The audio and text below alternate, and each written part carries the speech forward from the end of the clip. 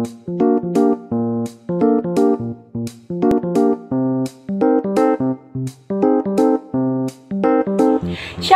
apa kabar dengan teman-teman semua yang ada di rumah? Saya berharap dalam keadaan pandemi seperti ini kita masih dalam keadaan sehat. Nah, sebelum kita memulai ibadah, kita akan sama-sama bermain icebreaker sedikit, yaitu tentang gelap dan terang. Nah, jadi waktu saya bilang gelap, maka teman-teman syaratnya tepuk tangannya sekali. Nah, waktu saya bilang terang, syaratnya adalah teman-teman tepuk sebanyak 2 kali. Oke, semua paham ya? Sekarang kita coba. Nah, hal ini membantu kita konsentrasi dan lebih bersuka cita sebelum kita memulai beribadah. Oke, kita mulai. Semua harus konsentrasi. Jadi yang pertama adalah gelap. Dan sekarang adalah terang. Gelap, terang.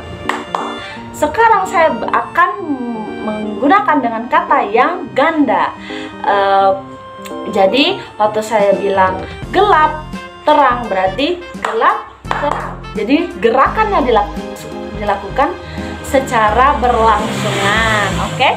Jadi gelap, terang, gelap, terang, terang, gelap, terang. Oke, semuanya sudah bersemangat, siap untuk beribadah. Selamat beribadah, Tuhan Yesus memberkati. Shalom Bapak Ibu Saudara yang diberkati Tuhan. Pada hari ini kita akan mau memuji dan memuliakan nama Tuhan. Namun sebelumnya mari kita satu dalam doa, kita berdoa. Bapa kami yang baik, kami mengucap syukur Tuhan buat hari ini Tuhan. Engkau senantiasa menyertai kami Tuhan dalam hidup kami Tuhan. Dan saat ini Tuhan kami akan memuji dan memuliakan nama-Mu Tuhan. Biarlah Engkau Tuhan hadir dalam ibadah kami Tuhan dari awal hingga akhir Tuhan. Terima kasih Tuhan, kami mengucap syukur Tuhan. Haleluya. Bapak Ibu Saudara, saat ini kita akan memuji dan menyembah Tuhan. Mari kita angkat pujian yang berkata, hanya Kau Tuhan yang hidup.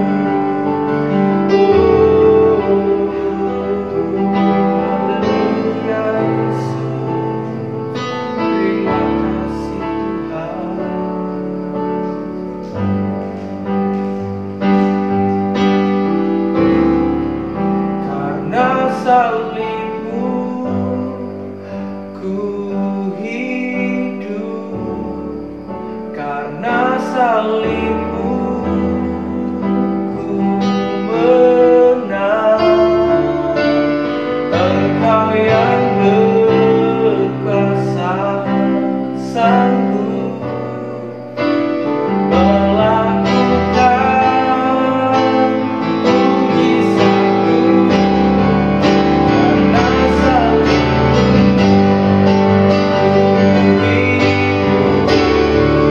karena salibmu menang, Engkau yang berkuasa sanggup melakukan mujizatmu di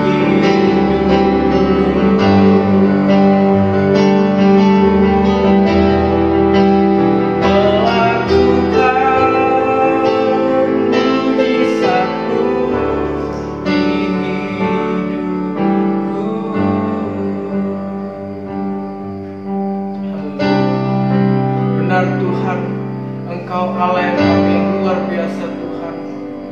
Engkau Allah kami yang sangat hebat Tuhan. Engkau sudah memulihkan kami Tuhan dari dosa-dosa kami Tuhan. Dan Engkau sudah senantiasa Tuhan menyertai kami Tuhan dalam hidup kami Tuhan.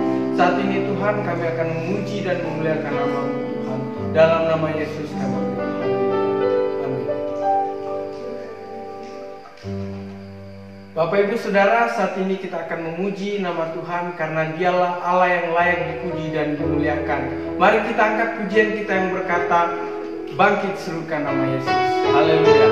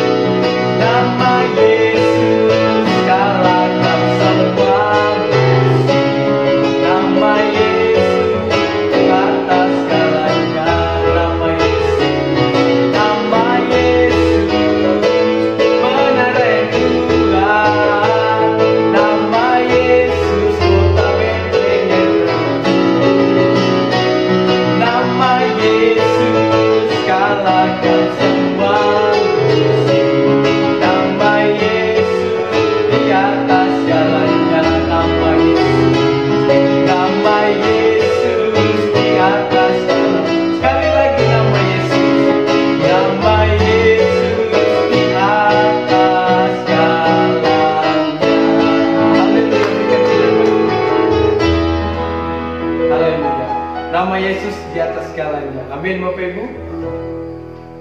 Nah, saat hari ini Bapak Ibu Saudara, kita akan mendengarkan dari sebagian firman Tuhan.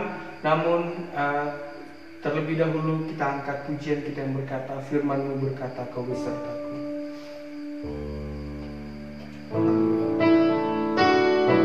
Yang percaya Tuhan, firman-Mu yang senantiasa menyertai hidup kami.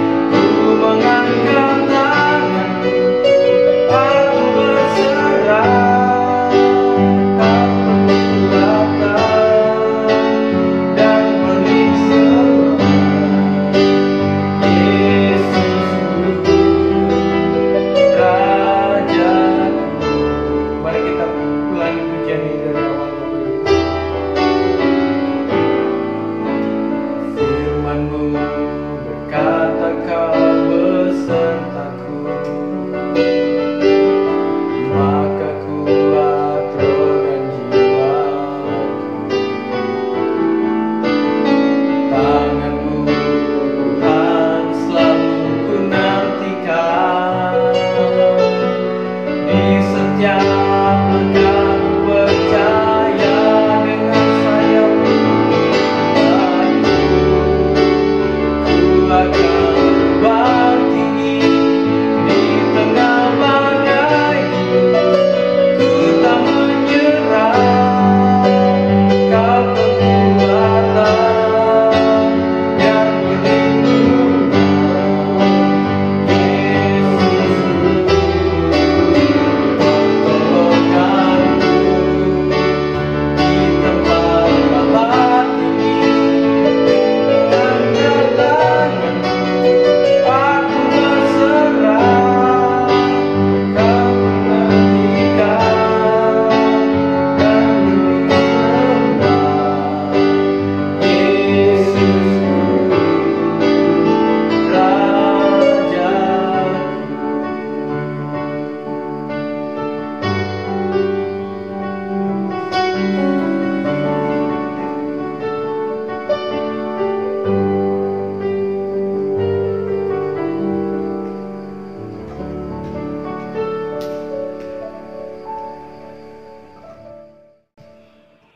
Shalom bagi kita semua, kaum muda yang ada di rumah semua. Puji Tuhan, pada pagi hari ini kita boleh kembali berkumpul walaupun lewat media ya teman-teman. Jadi pada pagi hari ini tema kita itu habis gelap terbitlah terang. Nah, membahas soal gelap dan terang adalah sisi yang tidak sama, kita tahu itu. Dan pada pagi hari ini kita akan lebih belajar lagi menjadi anak muda yang tidak lagi berada dalam gelap. Mari kita sambut pembicara kita pada pagi hari ini, Kak Helman Zai. Ya, selamat datang Kak Helman. Halo, selamat datang, selamat datang. Terima kasih sudah datang loh Kak. Puji Tuhan. Oke, boleh Kak perkenalkan nama saja dan penjelasan tema dan teks Alkitab kita pada pagi hari ini? Boleh. Baik. Pepatah mengatakan teman-teman, tak kenal maka tak sayang. Jadi sudah kenal semakin disayang. Baik, nama saya Helman Zai. Saya mahasiswa dari STJ Bakti Caraka Batam. Nah, teman-teman, pada kesempatan ini sesuai dengan teks kita atau dengan tema kita, yaitu sehabis gelap terbitlah terang, yang disampaikan oleh moderator tadi, kita akan membahasnya. Jadi saya ajak teman-teman untuk membaca Alkitab dari Efesus pasal 5 ayat ke-8 sampai ke-10. Nah, saya bacakan buat kita semua. Dikatakan di sana, memang dahulu kamu adalah kegelapan, tetapi sekarang kamu adalah terang di dalam Tuhan. Sebab itu hiduplah sebagai anak-anak terang, karena terang hanya berbuah kebaikan dan keadilan dan kebenaran, dan ujilah apa yang berkenan kepada Tuhan. Saudara yang terkasih, sehabis gelap terbitlah terang. Ini adalah posisi yang tidak sama, arti yang tidak sama, makna yang berbeda. Kalau gelap, saudara, kita identikan dia itu sebagai malam hari, dan terang itu kita identikan sebagai siang hari. Di mana ada kegelapan, teman-teman, di situ tidak dapat kita melihat. Tetapi di mana ada terang, kegelapan akan lenyap. Nah, kita bisa melihat, saudara yang terkasih, di mana yang lebih kuat, terang atau gelap. Di mana yang lebih kuat. Nah, teman-teman yang terkasih, dari teks yang telah kita baca tadi dikatakan, memang dahulu kamu adalah kegelapan. Mengapa Alkitab mengatakan kepada kita memang dahulu kamu adalah kegelapan? Nah, karena kita dahulu tidak mengenal Tuhan dan tidak memiliki suatu iman percaya kepada Tuhan, sehingga kita tidak mengenal Tuhan. Dan di situ dikatakan bahwa kita bukanlah terang, kita adalah kegelapan di masa-masa itu. Saya ambil contoh teman-teman dalam kehidupan saya sebelum saya bertobat. Hidup saya kategorikan sebagai hidup yang di dalam kegelapan. Mengapa? Karena setiap saat yang saya suka itu bukan beribadah kepada Tuhan. Tapi yang saya suka itu di mana ada pesta pora, saya mau datang ke sana, minum minuman keras, merokok, itu kesukaan saya. Nah, itu adalah ciri-ciri atau sifat-sifat yang hidup di dalam kegelapan. Nah, dikatakan pada ayat itu selanjutnya, tetapi sekarang kamu adalah terang di dalam Tuhan. Nah, mengapa Alkitab mengatakan sekarang kita terang di dalam Tuhan? Karena ketika saya menerima Tuhan Yesus maka saya diubahkan oleh darahnya, diperbaharui kembali, diberikan hidup yang baru. Akhirnya saya menjadi anak terang di dalam Tuhan. Tuhan tidak melihat masa lalu kita bagaimana. Mengapa? Karena Tuhan mau melihat kita bertobat, mau memulaikan hidup yang baru, mau memulaikan suatu komitmen yang baru dengan Tuhan. Sehingga yang Tuhan mau itu, tindakan kita berubah, perbuatan kita berubah, cara kita berubah. Nah, dengan hal itu kita diubahkan menjadi anak-anak terang di dalam Tuhan. Selanjutnya dikatakan pada teks itu, sebab itu hiduplah sebagai anak-anak terang, karena terang hanya berbuah kebaikan, keadilan, dan kebenaran. Dikatakan di sana kalau sudah menjadi anak terang, maka kita harus menghidupinya dengan keadilan, kebenaran, dan juga dikatakan dengan kebaikan. Jadi 3 poin itu di mana anak-anak terang harus berubah, dibuktikan dengan 3 poin itu dihidupkan di dalam hidup kita sehari-hari, baik dalam perkataan kita, baik dalam pikir kita, juga dalam hati kita, bagaimana kita bisa memilah-milah. Jadi kita harus membuat itu sebagai gaya hidup kita sehari-hari. Nah, itu buktinya bahwa kita sudah hidup di dalam terang. Nah, dikatakan selanjutnya itu, dan ujilah apa yang berkenan kepada Tuhan. Ini berbicara mengenai kita seketika kita sudah di dalam terang itu, maka kita diberikan hikmat oleh Tuhan melalui pimpinan Roh Kudus. Kita dikuatkan sehingga kita mampu berjalan, mampu kuat melintasi rintangan masalah yang seiring waktu selalu ada kita hadapi. Ya, begitu kira-kira garisnya. Bagus sekali ya Kak Ya, Herman penjelasannya. Nah, itu kan penjelasan dari teks kita tadi ya Kak. Nah, akan ada pertanyaan nih.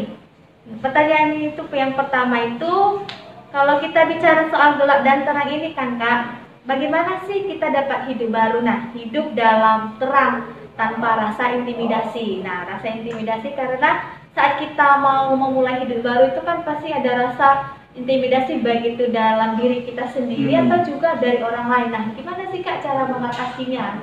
Iya, betul. Memang teman-teman, anak-anak Tuhan kalau mau berubah itu jarang ya kita lihat bahwa dia nggak terintimidasi dengan masa lalunya. Karena semua kita ini punya masa lalu yang berbeda-beda, betul nggak ya? Kita punya masa lalu yang berbeda-beda. Ada yang memang masa lalunya broken dan lain sebagainya. Tetapi selalu ada peluang untuk berubah, betul nggak teman-teman? Itu selalu ada peluang. Lalu bagaimana kalau sudah ada peluang, lalu kita itu seperti diintimidasi gitu loh. Kamu kan dulu seperti ini, kan? Apalagi kan dibilang seperti kita dibilang munafik kali kan. Jadi itu suatu ungkapan yang mengintimidasi. Nah, bagaimana kita bisa berubah dengan intimidasi yang seperti itu? Nah, saya berikan contoh seperti seorang muda kaya dalam Alkitab. Masih ingat kaya itu dalam kitab Matius, di mana ada orang kaya datang kepada Tuhan Yesus dan berkata kepada Tuhan Yesus, saya mau ikut Tuhan.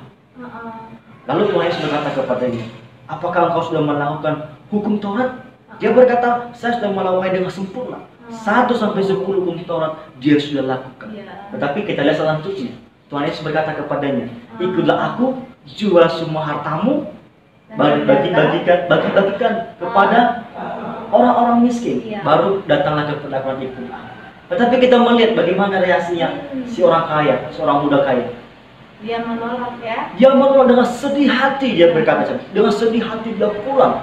Dia tidak jadi mengikut Tuhan Yesus. Sekarang kenapa? karena baginya hartanya itu lebih besar daripada Tuhan.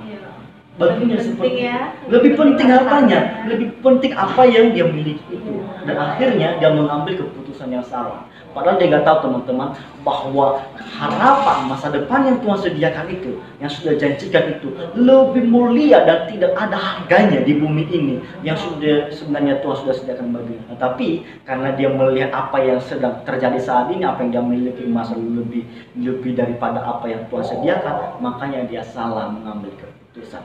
Jadi teman-teman, itu dampaknya ketika kita terintimidasi, terbelenggu dengan intimidasi, kita kehilangan masa depan yang sudah tersedia. Kita terbelenggu. Tetapi saya percaya bahwa anak-anak muda sekarang, anak-anak Tuhan sekarang tidak terbelenggu oleh intimidasi. Amin. Amin. Amin. Kesempatan selalu ada, dan Iya. kesempatan itu ada sekarang untuk teman-teman Nah, berubah. jadi Iya, teman-teman ambil kesempatan itu begitu. Iya, sekarang betul, ya. betul, betul. Oke, terima kasih. Bagus sekali untuk jawabannya Kak Herman. Ada pertanyaan selanjutnya nih Kak Ah, Herman. boleh, boleh. Nah, kan kita tadi itu intimidasi dalam diri kita. Sekarang itu kan kita kalau mau berubah itu pasti butuh proses ya Kak. Iya, betul, Nah, betul. setiap orang pasti butuh proses. Nah, dalam perubahan ini butuh proses berapa lama sih Kak untuk keluar dari kegelapan secara total nih? Jadi nggak hidup dalam kegelapan lagi kita sebagai anak muda. Dan bagaimana sih Kak kita melakukannya? Ada nggak tips-tips dari Kakak Iya. gitu? Seberapa waktu yang kita gunakan untuk berubah total? Tapi saya garis bawahi dulu, hidup berubah secara total itu masih belum kita bisa capai ya.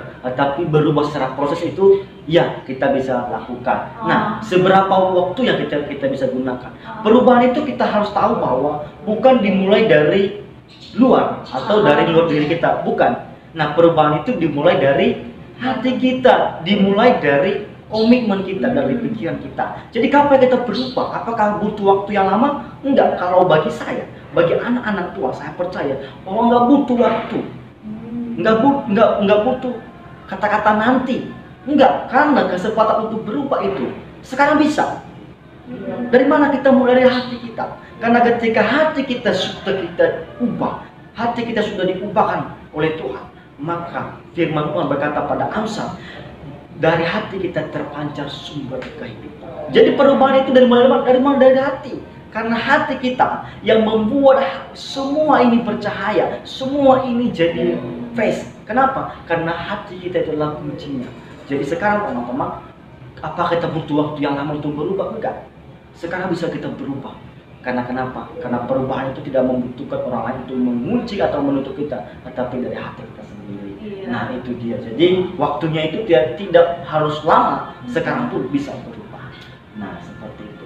Jadi intinya itu ketika kita mau berubah, berkomitmen, maka di situ kita akan mengalami perubahan, betul, ya Kak. betul. Ya, jadi teman-teman kaum muda jangan tunda-tunda lagi ya, supaya prosesnya itu langsung seperti itu, nggak lama-lama lagi. Nah, bagus sekali jawaban dari Kak Herman. Nah, kita ada pertanyaan selanjutnya nih Kak. Ini pertanyaan yang terakhir. Iya, boleh. Biasanya yang terakhir ini pasti udah Betul. senang ya teman-teman. Nah, pertanyaannya itu situasi sekarang ini Kak. Ini kan lagi masa Covid ya. Nah, dalam Betul. situasi sekarang ini kan membuat banyak orang tidak berani untuk berinteraksi secara dekat nih. Kita lihat jaga jarak ya Kak gitu Betul, kan. betul. Nah, apa saja sih yang dapat kita lakukan untuk menjadi terang dalam keadaan seperti sekarang ini Kak? Iya, betul. Jadi teman-teman, sebenarnya di masa-masa yang sulit ini, disitulah sebenarnya kita diuji bagaimana kita bisa mengangkat diri untuk tetap bisa berdampak. Dengan cara apa? Iya. Seperti yang Kak Rasin tadi sampaikan atau tanyakan. Nah, dengan cara kita menggunakan apa yang kita miliki.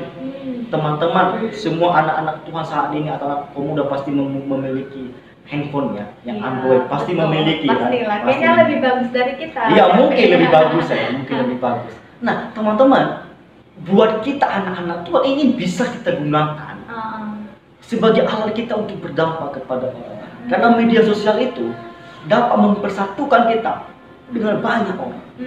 Betul. Kita harus tahu bahwa dengan hadirnya media sosial membuat dunia yang cukup luas ini menjadi satu desa secara global, di mana para masyarakat yang dapat terhubung satu sama lain, dapat terhubung satu sama lain tanpa dibatasi oleh jarak dan waktu. Tetapi kita harus tahu juga bahwa media sosial itu ibarat pedang bermata dua. Kenapa itu Kak? Nah, mengapa saya bilang media sosial itu ibarat pedang bermata dua? Karena media sosial itu bisa kita gunakan untuk kebaikan dan bisa berdampak banyak kepada orang lain. Tetapi bisa kita gunakan juga untuk kejahatan dan bisa berdampak banyak bagi orang lain. Saudara yang terkasih, ada banyak fenomena-fenomena atau hoax yang sudah menyebar, yang sudah secara luas tersebar. Itu adalah satu contoh di mana media sosial itu digunakan secara tidak baik dan berdampak bagi banyak orang. Tetapi ada banyak juga konten-konten anak-anak Tuhan yang menyampaikan kebenaran firman Tuhan, bersaksi, dan itu berdampak bagi banyak orang. Nah, itu dia saudara yang terkasih, di mana media sosial itu seperti pedang bermata dua, di mana bisa digunakan di hal yang baik dan berdampak. Jadi teman-teman, saya ajak semua anak-anak Tuhan yang ada di rumah, dimanapun kita berada, mari kita gunakan media sosial kita sebagai alat kita untuk berdampak kepada masyarakat secara umum. Ya, begitu kira-kira. Jadi gitu ya Kak Helman. Jadi pokoknya di media sosial kita pasti punya Facebook, ya, punya Facebook, Instagram, ya, betul, YouTube. betul. Apalagi sekarang tuh apa TikTok ya? TikTok, ya bisa, itu bagus. Itu banyak sekarang juga betul. anak-anak kaum muda yang pakai TikTok Ya, ya, betul. menyampaikan firman Tuhan. Jadi teman-teman jangan gunakan media sosial kita hanya untuk berselfie ria, tapi kita boleh sambil eksis sambil memberkati orang lain Ya, juga. Ya itu kan betul, Helmannya. betul. Nah, kayak mana ada ya YouTube-nya? Ya, ada. Ada Ya, ya. ada. Nah, boleh teman-teman subscribe YouTube-nya Kak Helman. Nah, kita sudah sampai pada pertanyaan ketiga Kak, dan sekarang kita akan menutup nih pertemuan kita, ibadah kita. Jadi apa inti dari pembicaraan kita pada pagi hari ini Kak? Boleh Kak sampaikan atau tips yang lain lagi untuk teman-teman di rumah seperti itu? Ya, kembali saya ingatkan bahwa tema kita sehabis gelap terbitlah terang. Ya. Jadi kita semua dulunya adalah manusia lama, tetapi oleh kita menerima Tuhan Yesus sebagai Tuhan dan Juru Selamat kita diubahkan menjadi anak-anak terang. Dan perubahan itu terjadi ketika kita sudah menerima Tuhan, beriman kepadanya, mengambil komitmen. Dan kita mengambil komitmen bukan besok, tetapi sekarang. Ya. Jadi bagi teman-teman semua yang sudah mendengarkan video ini, mendengarkan renungan ini, ambillah komitmen sekarang bahwa Anda semua berharga di mata Tuhan. Nggak ada yang nggak berharga, karena Tuhan menciptakan kita itu segambar dan serupa dengan Dia. Jadi kita semua berharga sama juga di mata Tuhan. Ya, itu dia teman-teman. Ambillah komitmen dari sekarang, berubahlah sekarang. Ya, Iya. terima kasih. Terima kasih banyak Kak Helman untuk Ya, pertemuan sama-sama. pada pagi hari ini. Kiranya Tuhan terus memberkati pelayanan Kak Amin, Helman. Dan amin. untuk teman-teman di rumah, jangan lupa mulai sekarang ambil keputusanmu dan berkomitmen ya untuk menjadi anak-anak kaum muda yang berdampak, keluar dari kegelapan kepada terang. Shalom saudara-saudara yang dikasih oleh Tuhan. Pada saat ini saya mau menyaksikan tentang bagaimana kehidupan saya selama saya hidup dalam kegelapan. Pertama, saudara-saudara yang dikasih oleh Tuhan, hidup dalam kegelapan saya mengartikan bahwa dibudakan oleh dosa dan dibutakan oleh kenyamanan sesaat. Saudara-saudara yang dikasih oleh Tuhan, ada satu titik di mana saya hidup dalam kegelapan. Selama saya masih kecil dan hingga sampai saat saya masih SMK, saya hidup dalam kegelapan. Mengapa saya katakan demikian saudara? Karena saya melihat bahwa saya lebih mau mencari kenyamanan di luar daripada mau mencari Tuhan. Saya jarang sekali ibadah saudara. Puji Tuhan kalau saya ibadah 4 kali dalam 1 tahun. Puji Tuhan kalau saya berdoa, dan apalagi kalau membaca firman Tuhan dan dengarkan khotbah-khotbah, itu jarang sekali saya lakukan saudara. Dan saya merasakan bahwa hidup dalam kegelapan saya selama dari SD sampai SMK, dan saya merasa nyaman saudara. Saya merasa nyaman. Namun setelah saya mengamati saudara-saudara bahwa kenyamanan yang saya rasakan selama saya hidup dalam kegelapan itu hanyalah kenyamanan sesaat saudara. Kenyamanan sesaat. Saya pergi keluar dengan teman-teman saya, saudara-saudara, dan itu hanyalah sesaat. Tapi saudara-saudara yang dikasih oleh Tuhan, ada satu titik di mana Tuhan menegur saya melalui orang-orang yang saya kasih dan orang-orang yang saya cintai, yakni orang tua saya. Ibu saya meninggal dan bapak saya meninggal saudara. Bapak saya meninggal pada saat saya kelas 3 SMP, dan ibu saya meninggal pada saat saya kelas 3 SMK. Dan setelah kedua orang tua saya meninggal saudara-saudara yang dikasih oleh Tuhan, saya merasakan bahwa kehidupan saya ini tidak ada arti. dan tidak ada harapan, saudara. Kenapa saya katakan demikian? Karena saya, selama ada orang tua saya, dan selama saya masih kecil hingga sampai SMK, saya hidup dalam kegelapan. Tidak ada yang saya lakukan yang bermanfaat, saudara. Saya menghabiskan waktu dengan berfoya-foya, saudara-saudara yang dikasihi oleh Tuhan. Dan apalagi saya tidak memberikan waktu saya untuk mau mencari Tuhan. Saudara-saudara yang dikasihi oleh Tuhan, singkat cerita, setelah saya lulus SMK, saya pergi merantau selama 6 bulan. Dan selama 6 bulan itu, saudara, saya tidak mendapatkan pekerjaan. Namun setelah 6 bulan saya mendapatkan pekerjaan, dan saya bekerja hanya 2 hari saja, saudara. Kenapa hanya 2 hari? Karena saya dilanda oleh penyakit. Setelah saya kena penyakit, saudara-saudara yang dikasihi oleh Tuhan, dan penyakit saya bukan penyakit biasa, dan saya merasakan bahwa saya membutuhkan Tuhan. Saya membutuhkan Tuhan, dan saya mengatakan, saya berdoa, Tuhan, saya membutuhkan pertolongan-Mu. Saya membutuhkan pertolongan-Mu. Dan saudara-saudara yang dikasihi oleh Tuhan, mukjizat Tuhan itu nyata, saudara. Selagi kita niat untuk berbalik kepada Tuhan, maka mukjizat Tuhan pasti nyata.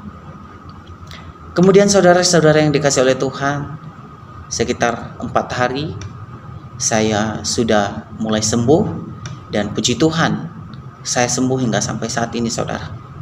Dan saya pergi rajin ke gereja, saudara, dan saya bertemu dengan seorang hamba Tuhan, dan seorang hamba Tuhan ini mempromosikan sekolah teologi.